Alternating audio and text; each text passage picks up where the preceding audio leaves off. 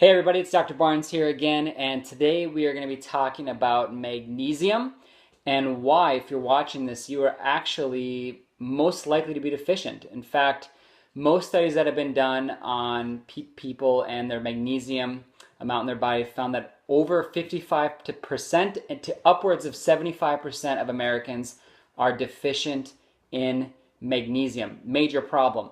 And I can say that, in clinical practice, finding out that someone is magnesium deficient and solving it through getting the right amount through food and oftentimes supplementation can really oftentimes be a life-changing fix or a life-changing hack, whatever you will.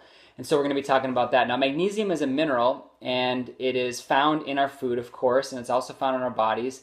And the number one reason why I believe that people have become magnesium deficient over time is really simply put, it's because of soil depletion.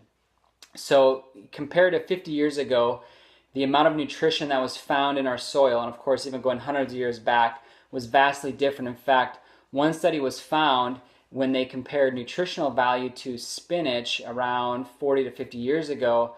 In order to get the same amount of vitamin and mineral content today, you'd have to eat 12 times as much spinach just to get the same amount.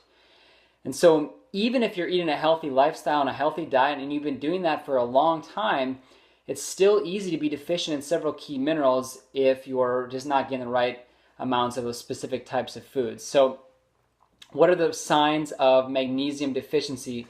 Well, there's a bunch. The kind of hallmark sign is going to be muscle cramps, all right? So people will tell me, when I go to bed at nighttime, my legs are hurting, they're cramping, or restless leg syndrome. That is probably the number one thing that you're severely deficient in magnesium. Another one is problem sleeping. So magnesium is huge, for resting and sleeping. It's actually creates a calming effect on the nerves. So a lot of times if you lay awake at night and you have a hard time falling asleep easy, you are magnesium deficient, okay? Another one is the skin. So if you have dry, flaky skin or, skin sores, things like that, open wounds that don't heal very quickly, or eczema, psoriasis, that's another major sign of magnesium deficiency. Now, one of the things that you've probably noticed before in your life is that anytime you've ever gone on vacation to the beach and you've swam in the ocean or spent a considerable amount of time in the ocean over that vacation, one of the things that people always tell me is like, oh, my skin is so much better when I come back from the ocean. Well, here's the cool thing is that in the ocean, there's a huge percentage of magnesium, and so oftentimes that direct contact to your skin from the ocean is that it's supplying your skin, which is like a living, breathing organ in its own right, with a deficient a mineral, that's sorely deficient in. So you'll be, healthier skin for a few days or a few weeks afterwards, and it'll go right back again because you're just probably not getting it in your normal diet. So what are the foods that are high in magnesium? Well, there's a lot, and I'm going to read off this list here because I don't have them all memorized.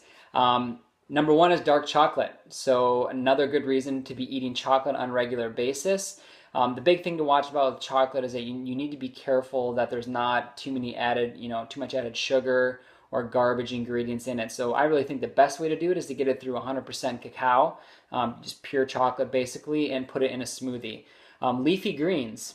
So, there's our old friend spinach again and kale. They have extremely high amounts of magnesium content. Pumpkin seeds are another one, so that's a great way to add to a snack.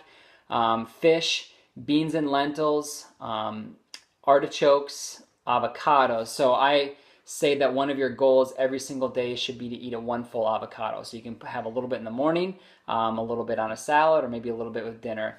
Dates are another one that has high in that. Now you have to be careful not to eat too much dates because you're going to be getting a lot of fruit sugar basically from that. Molasses is the same thing. And then also nuts too. So pretty much any kind of nut is going to also have a good amount of magnesium. Now here's the reality. There's not an insane amount in all of those, but if you're having all of those on a regular basis, what you're doing is you're helping your body, stay and have the right amount. Now, if you are deficient in it, then what I recommend is supplementation, at least for a couple months, maybe 3 months, in order to make sure that your body gets to a level that is sufficient so that a healthy diet and healthy lifestyle can maintain it.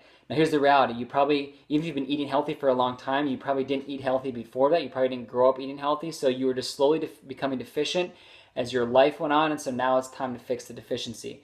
So the kind of magnesium that I recommend is typically liquid magnesium, and it needs to be a chelated form like magnesium glycinate or magnesium citrate or magnesium malate, because that's going to ensure that it gets properly absorbed. So the one that I recommend is from Maximize Living, Maximize Metabolic. It's Pro Magnesium Formula. And this contains in one serving, in 1 teaspoon, 225 milligrams of magnesium citrate. I think that's the right amount to start with. People ask, can you take too much magnesium? And the answer is yes, although it wouldn't have a harmful effect on your body beyond having a little bit of a loose stool, okay? Or if you go way too much, you might get diarrhea, which one person asked me the other day, so would that be a good thing to do if you get constipated? And the answer would be, yeah, it would be worth a try versus taking something like a medication, okay? So again, it's 225 milligrams is the right amount. I would recommend doing this in the evening, like after dinner, sometime between 7 and 9 p.m., just for maximal results when it comes to, absorbing to get the best, results for sleeping and relaxation and really regeneration. So what are the signs of the major warning signs of magnesium deficiency? Well, there's a bunch of them, okay? Acid reflux, okay? Adrenal fatigue, anxiety, infertility, panic attacks, menstrual issues, so it's directly related to hormones. High blood pressure is also, so magnesium is very cardioprotective. It's a very important mineral for heart health. Diabetes is another one, so magnesium in the proper amount has been shown to help keep blood sugar levels lower. It helps keep them balanced. Fibromyalgia, so really your body's not being able to heal, and also toxicity. Migraines are another one sign, so a lot of high quality migraine supplements will have magnesium in there. Irritable bowel syndrome or IBS, just inflammation in general, of course insomnia, which we talked about, kidney stones, and even seizures. So really hitting a lot of things with there. And again, really magnesium is responsible for about 300 separate vital metabolic processes and chemical reactions within your body, and so therefore it's off. No wonder why it's going to throw off major organ systems and body systems. So magnesium supplementation I think is great. Get it through your foods for sure.